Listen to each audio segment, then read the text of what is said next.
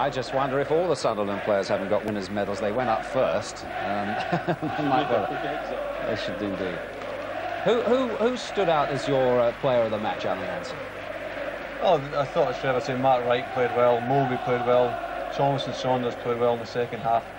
But for me, because he's been out for such a long time injury, or he's come back so quickly after injury, I'd have to be McManaman. When he switched the right-hand side, I thought he literally changed the game on his own.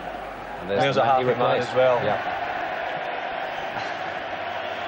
That indeed is some compliment, Big Malin. I think Bruce is pretty up today, you know. He's having some time. So's this man, Ronnie Moran. Ronnie, the first half, perhaps a few moments that would have given you... Oh, well, yeah, the first half, Sunderland might have got 2 goals, but this is how cup finals go. We had a couple of half chances first half, but we had a natter at half time and we switched McManaman onto the right, and it paid dividends for us in 2 or 3 minutes. You think there might have been a penalty just before half time? Well, that's up to the referee. I mean, Sunderland could say they might have got one before that, but the referee's got to make the decision, so we've got to abide them. You're upset, but what can you do? You say there were a few words at half-time. One of those obviously involved the switch with Steve McManaman, and I mean, it acted straight away. Oh, we know Steve can operate better on the right flank, but from the start we had to go to our proper formation. And then, as I said, at half-time, we decided to switch him, well, before half-time, to switch him after half-time onto the right. You must have been very happy with the second half performance. Well, I mean, we were well on top in the second half. I was only hoping we get more goals, but that's on the line. Did you enjoy your day leading the team out? Oh, magnificent. I mean, that's remember me forever now. And Europe next year, that means a lot. Well, that's the biggest thing, apart from the players winning today. We're in Europe and we're back there in August for the Charity Shield. You were sitting alongside Graham Souness. Did he manage to stay reasonably calm? He didn't do bad. He stayed, well, he wasn't calm all the time, but he wasn't jumped up, but he enjoyed it. Well done, Ronnie. Thanks very much. Thanks. I've got a feeling it won't be very long before Graham Souness is jumping up again. And I suspect, Alan Hansen, that, I mean, there's no question of him not being Liverpool's manager for the foreseeable future, but there have been some doubts expressed in the papers. Yeah, I definitely think he'll be back. He really is determined to come back. And Europe for Liverpool next season, and I think he'll be there. But the main priority for him will definitely be the First Division Championship next season. But again, going back to Ronnie Moran, I don't think anybody should underestimate the part he's played in 25 years of Liverpool's success. And I think it was fitting that he led the team out today. Now, here's the man who showed us all the players before the match, and he played a prominent role in the match today, of course, Jan Molby. Jan Molby and, in fact, Steve McManaman. First, Jan, very happy with the second half performance. Yeah, definitely. I think in the first half we just tried to make sure that they didn't get on top of us, and we just made sure we didn't give any chances away. And the first half was pretty much even. They had a couple of chances, we had a couple of hard chances. But in the second half, I think our experience showed through a little bit, and we got on top of them, and we totally dominated the second half. Did Sunderland pose any real problems early on that, I mean, really worried you? Well, there was a couple of incidents, but I think that was more down to ourselves. We were a little bit dodgy defending, and they had some half chances, but they didn't manage to put them away. And when we got them in the second half, they ended up in the back of the net. Thanks very much. Steve McManaman, wonderful experience for you, Steve. Here's the new cup as well with you. But you must have enjoyed the second half particularly, the way you set up that goal within a couple of minutes of the second half. Yeah, well, we changed it round in the second half, and right from the off we started to get a lot of the ball, and I didn't see much of Michael's goal. I've played it through to him, and he's just did it first time. I think I was on the floor. But it seemed the second half you relaxed as an individual. You looked as if you really enjoyed it. Oh, well, I was very relaxed before the game. But I totally enjoyed the game. To go right through it again. Wonderful experience for you. Dean Saunders here. Dean, end of an interesting season for you.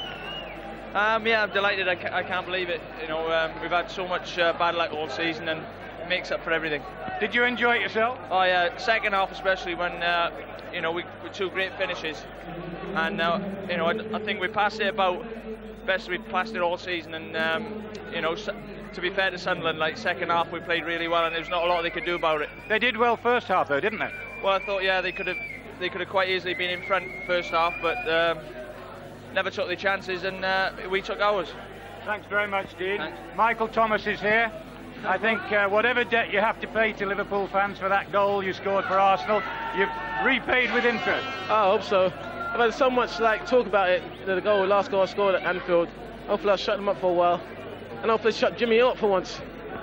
He's listening. Shut him up. You know, stop talking about bleating me, so hopefully I'll shut him up now. Just tell us what went through your mind. Steve McManaman got the ball out on the right there and just nicked it into you. Now, I mean, it didn't look as if anything was on. What went through that brain of yours? I just thought, like, it's a chance hit till it. It felt nice and like, the ball felt nice on the ground. I thought about hitting it straight away. And I've been doing that for the last 4 years with Dave Rocastle, so it's nice. Wonderful experience for you in the cup final, winner's medal, and here's the other man who scored the goal. Ian, 5 goals in cup finals now. You must be aware of that. Yeah, no, the FA Cup I scored 2 in the other previous cup finals, and I'd like to got 2 there, but at the end of the day I got 1 and we won, so that's more important. Let's just have a word about Sunderland. They've been fighting against relegation in the 2nd division, and they did very well, certainly in the first 45 minutes. Well, I felt the first 45 we were very lucky to go in 0-0. They had the better chances, and I felt they would be very disappointed at half-time. And I think the goal so early on the second half, I think, must have killed their confidence, and from then on there's only 1 team in it. Let's just talk about your goal. Dean Saunders' run at the defence really scared them, didn't it, initially, then Michael Thomas. Yeah, I don't remember much. I remember Mickey done it, and he miscontrolled it, I think, and just came to me, and I think didn't go for the blast because more importantly to get the side netting, and I managed to get on target, and that was it. It looked like a real Rush vintage goal to me. It was stroked into the net. Well, that's the way I like to score goals. People have been writing me off all season, which is fair enough. No, I felt I needed 6 or 7 games to get into it, and from that I felt a lot sharper than what I've been in the last 2 weeks, and I'm just sad really that the season's ended now. Well done, Ian. Congratulations. Thanks. The Liverpool squad, and no shocks north of the border either, with Rangers beating Airdrie in the Scottish Cup 2-1. Here are the goals with Jock Brown. Walter Smith has clearly come down to assess the position from track side. Here's David Robertson, a stumble by Kirkwood. Robinson played it in long. Hickley! Rangers take the lead. Hickley, and she just couldn't get to that. McCall sets up McCoist. That's a good effort by McCoist! And deadly finishing pays off once again for Rangers. Right on the half-time whistle, that may well be the killer goal in the final. Here's Davy Kirkwood. Breaks there for Smith. And there's the goal for Airdrie. The cup has been thrown back into some doubt by a magnificent strike from Andy Smith. But here comes Richard Gough to collect the trophy. And it's congratulations to Rangers, the 10th Scottish Cup winners for 1992. Applauded all around the stadium. The climax to a wonderful season. So the Cup and League double north of the border for Rangers. Well, now I think we'll give Jimmy Hill a chance to say something nice about Michael Thomas as we look back at that tremendous goal, which in a sense almost killed the game off, didn't it, really? It was such a shock to Sunderland. It did kill the game off, because they were never in it afterwards. It was a knockout punch. And if I was shut up, of course, I wouldn't be able to say these nice things now, so it's a good thing I'm not. McManaman's run was tremendous. That was the difference. His switch to the right, whoever was responsible for that. But there was never any doubt of that volley. Superb volley from Michael Thomas, and his penetrating runs through were one of the features of the game, as they have been throughout the cup run. He's lurking, waiting to come through, perfectly timed, but nobody really expected a finish of that quality. Wasn't it? It was absolutely first class on the end of it, but he was a danger with those runs the whole game. Here it is from the other side. And I have to say his performance in midfield was tidier than it has been today as well. So it really was a complete performance. A candidate for the man of the match. That was a lovely little flick off the outside of his foot. Saw the run of Thomas. And there you are. You'd love to be in his position today, and perhaps that will enable him to forget something unkind that I may have said sometime in the distant past. OK. Long time ago. Alan, you've said 1 or 2 things about McManaman this season. He hasn't been your favourite player. You felt he's a young boy coming through. But today he really did find his form. I feel that in a couple of years' time he could be anything. I feel, as I said before the programme, that just at the moment he's a little bit lightweight. And for me, he's got to do it against top-class defenders. He switched the right-hand side today. He's done it against Anton Rogan. No disrespect to Anton Rogan, but I wouldn't say he's an international class defender. But certainly he changed the game for Liverpool. There's no doubt about it. And coming back after his injury, tremendous performance. Let's have a look at the Rush goal. He has his tremendous record in cup finals, as we've just said, 5 goals. Well, Ray Houghton gets the ball here, and at this stage, as Malcolm Crosby was saying, that Sunderland are starting to retreat and they're going back towards their own goals. Dean Saunders takes it through. Thomas, Jimmy's mate, runs again. He loses control of it, and Rush just strokes it into the back of the net, finds a corner, and gives Norman no chance. Loses control? I thought that was a perfect pass back for Rushy.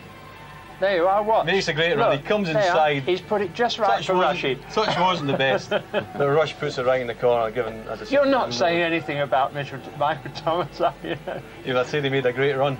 Lovely. But and Saunders played his part in that second half very much, didn't he? You're right. Saunders was getting a lot of space, and he started running at defenders, which for me he hasn't been doing all season.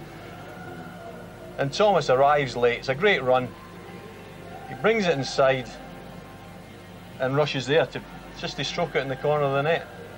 But as we were saying, Sunderland had started to retreat at that time.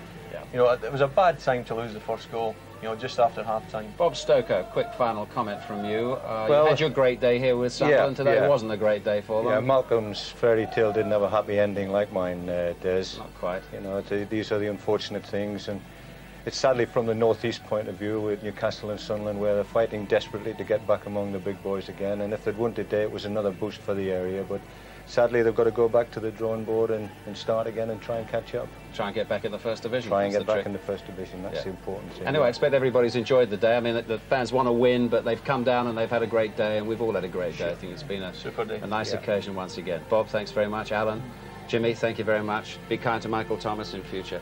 And of course, we got match of the day for you tonight. If you missed any of it, but enjoy again those 2 goals that put Liverpool back in Europe. Cheerio. Oh, it's Molby.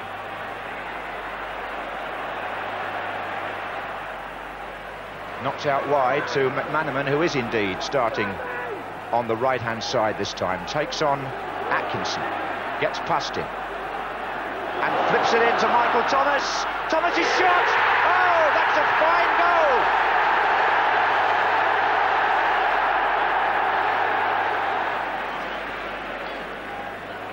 Here's Houghton.